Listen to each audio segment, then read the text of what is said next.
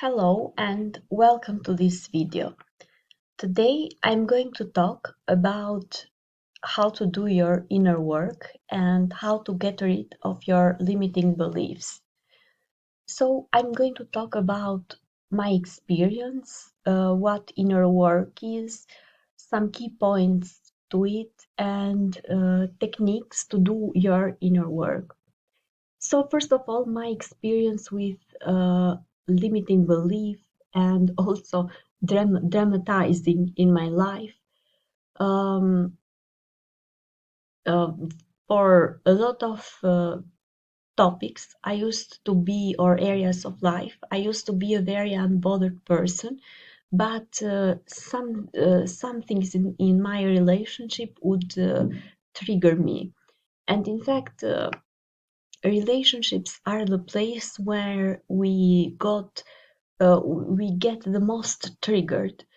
We can be good on our own, living alone or living with family and being totally mentally healthy and a good place, no strong triggers. But relationships are where our triggers come up most and where wounds of both people clash. So I started to have those triggers about different topics in my relationship and even sometimes have panic attacks. I was used to a life, I think this contributed a lot, that I was used to life with not much drama or suffering or mm, basically not anything important happened or very triggering in my childhood. I was in a calm family. Um, so there is also that uh, clash that with reality that we have sometimes, the big responsibility to create a good relationship, that like uh, I'm choosing this for life and I have the future in front of me. You know that those feelings and fears that we often have in our 20s, that after that, I guess that we reach an age that we start to live more for the moment. But when we are young, it's a big responsibility to have our lives ahead and not being um, maybe scarred in any way. And I also had this. I really wanted my relationship to work, and I was just used to things going good in my life. So, what is inner work? Inner work is just a deconstruction process. So, it means to deconstruct your filters because we are very affected from our environment since we are very young, and also later traumas, different um, things and different aspects that can create trauma in our life and which leave signs really and create some beliefs that oftentimes are limiting beliefs. We are like our subconscious is like a computer program that um, we learn something from our environment and we carry on those things later in life. For example, one could learn from their environment that they are only appreciated for their achievements, and they become a workaholic or overachiever. So different things, different situations can leave signs in us. Even people who say that they don't have a lot of trauma, even a small thing can leave a sign. For example, parents favoring your sibling more than you a couple of times. Uh, this might create some programming in you that is no longer serving you. You might be having a good life, but still, when a certain situation or a certain trigger happens, you react very badly. For example, I used to, uh, I have talked about this even in my, I think one or two of my previous videos.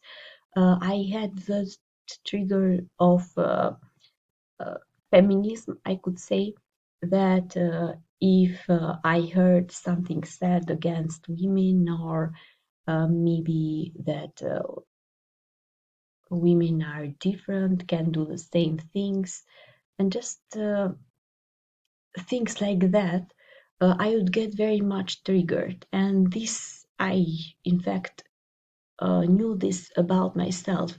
And I also sometimes knew that if that got mentioned, I was in that situation, I wouldn't be so rational, and basically I would be triggered. So when we do our inner work, we sometimes our brain subconsciously try to block it, because to do our inner work is not just a thing of the brain or changing your limiting beliefs in your brain, but it's also in the body, because trauma is stuck in your body.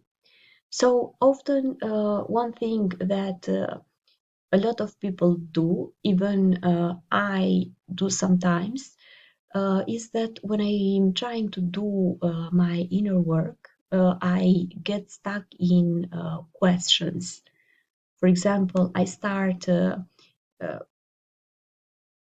coming up with questions because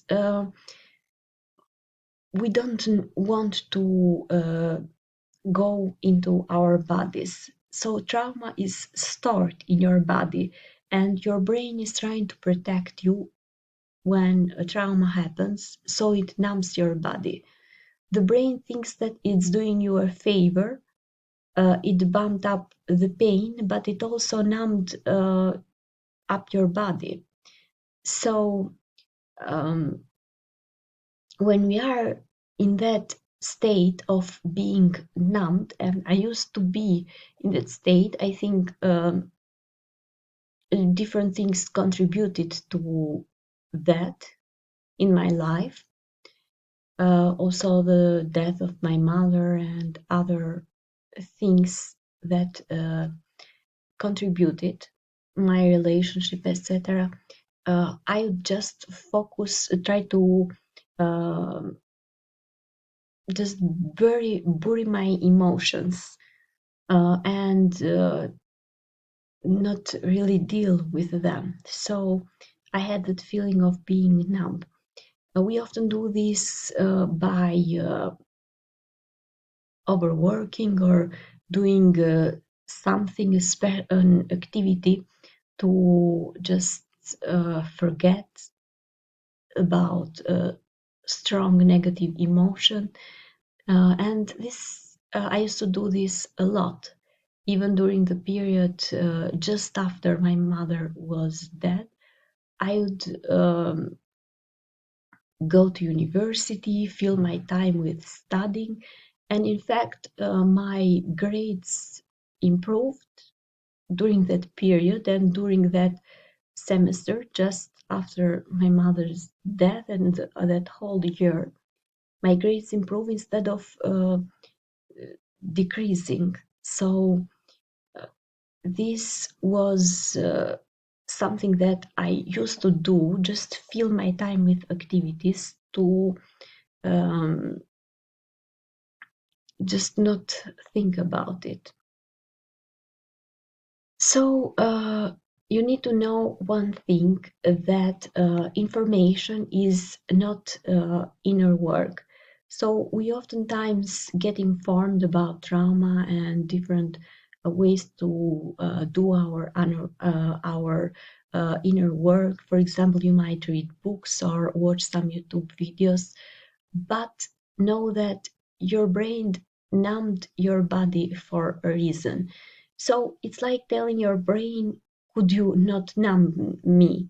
But that's not the solution. It's not just information, it's actually embodiment. It needs to be um, new ways, new beliefs, and new ways of doing things that should be part of you. So once you start going into your body, you'll start asking a lot of questions. And secondly, you'll see that you start looking for holes, for example, um, for example, if you follow a teacher or a guru, you might start to look for holes in what the teacher has to say. So even if the teacher is wrong, and I'm talking about, for example, doing your inner work by following someone or a coach or a therapist.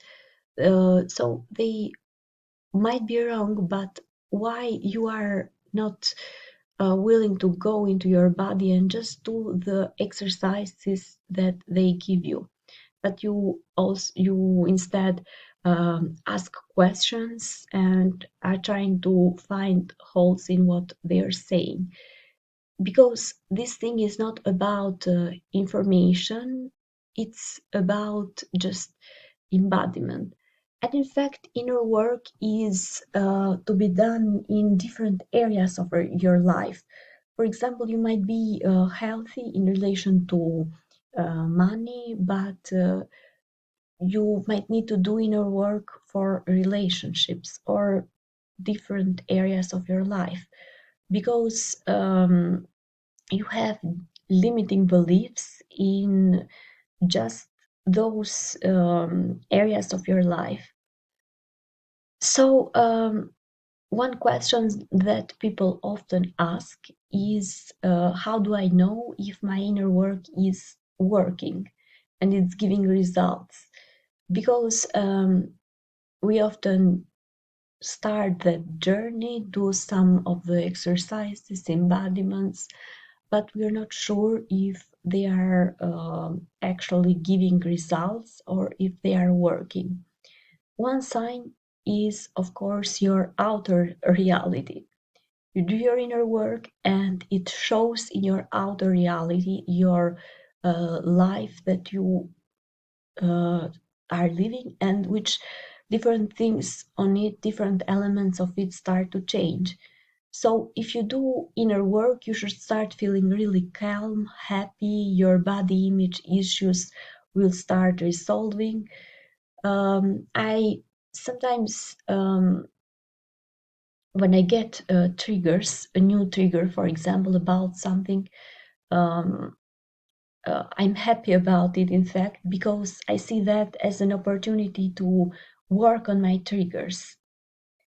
So I say to myself, so I'm triggered, so clearly there is here something that I need to resolve, and I need to heal, to become better. And you achieve that place in your life when you feel happy, and for example, different life situations or different things that people say to you don't really affect you. So you have to be patient with this, because you've stored your trauma in your body for years and years, and it might need some work. It's usually going to be a process. In fact, the paradox of inner work is that the slower you go, the faster you heal.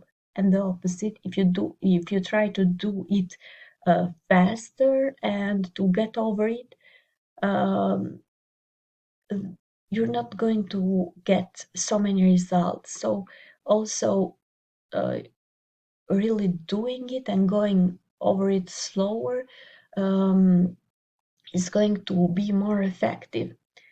Also, inner work comes in layers. You start learning and discovering, in fact, new parts, new healing, and new levels of yourself. So it's worth, in fact, it's really worth investing in yourself and doing your inner work. And in fact, not everyone has this opportunity because not everyone has the time to deal with their inner issues, or even the budget. If you really uh, think about it, and if you really are willing to spend on your inner work. In fact, lately, during the past 1.5 years, 2 years, I've spent considerable amounts of doing my inner work, and my life has really improved. Of course, I need to keep going and keep improving, but I really think that it's worth it. And when I compare myself to where I was, or for example, when I see other people getting triggered about some things that are not really important, or when they don't know how to handle certain situations, I really see the difference. So it's also one thing that I want to stress in this video is also spending time, but maybe just offline, but also online, following people who um, have in life what you want to achieve, or are in a state that you want to be. This is in fact important, and just seeing people have what you want will help you to overcome your limiting beliefs. This is really important, and I consider it a shortcut which has helped me a lot. For example, when I have sometimes I had negative thoughts, and I needed to write them in my journal. That process of writing your limiting beliefs, then having to transform them in positive beliefs. Sometimes it was difficult to really believe in me and get my subconscious mind to believe the improved versions of my limiting beliefs. So just saying the opposite of my negative thoughts and how negative I would see the world. And what helped me a lot was just following people who already had what I wanted in my life, and truly seeing that were their beliefs were totally different, for example, from mine in that area of life. For example, one thing that is a worry for one person or a negative thing for another, it's not. Actually, it's not. And it's really easy to do, or to get out of that negative state. Maybe you need to do something, for example, to get out a bad situation, to create new habits that are more in line with what you want to achieve, or just change your beliefs. And I would really see the difference, how those people who had the life that I wanted, or for example, the thing that I wanted in a specific area of life had totally different beliefs on that area compared to me. And this really helped me a lot. Just studying people who had what I want helped me a lot to um, to create to transform my limiting beliefs into new empowering beliefs and to actually believe them, because it's just easy to write some positive affirmations, but if the subconscious mind doesn't believe them, it's very, very difficult. But when we see that other people um, they are actually their beliefs and are true for them, it's easier to just go to that frequency of those improved beliefs. And the last thing that I want to talk about on this video is the yes and technique. We often sometimes get carried by negative thoughts. For example, we we just might say to ourselves negative things, and the yes and technique is a technique which uh, just makes you go with the flow of the thought. So for example, if you have a negative thought or negative belief, don't just try to reject it when you are writing the improved version of your beliefs. Just say yes and. For example, an example of this, and just saying a more basic example, which just to understand this technique. For example, someone might say, "There's an elephant in the room." To transform this into a more empowered, for example, thing, you don't need to never negate the first part. You can say there's an elephant in the room and it's going, or there's an elephant in the room and it's a picture. So this is really important because our brain is just like a computer program. So trying to go against the programming doesn't work. We just need to update it. So what you do, you reprogram it. So this technique, um, so this technique, you can use it until it becomes your natural way of being. So after using these techniques, I have to admit that a lot of limiting beliefs have really changed for me. My core beliefs or beliefs that I used to have really changed, and I have really seen an improvement in my life. So you need to know that we have some energetic set points that we have in life, and the level of our blessings or good things that we can handle depends on them.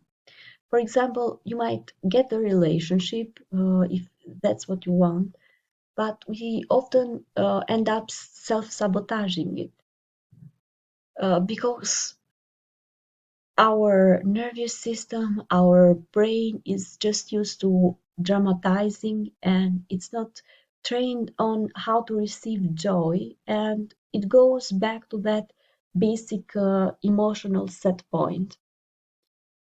You can also check my other video that I just created yesterday, so you can find it there on my channel, which is about stopping to self-sabotage yourself. So how to stop self-sabotaging. So thank you for watching this video, and if you like this material, please subscribe or leave a comment below. Thanks for watching. Bye.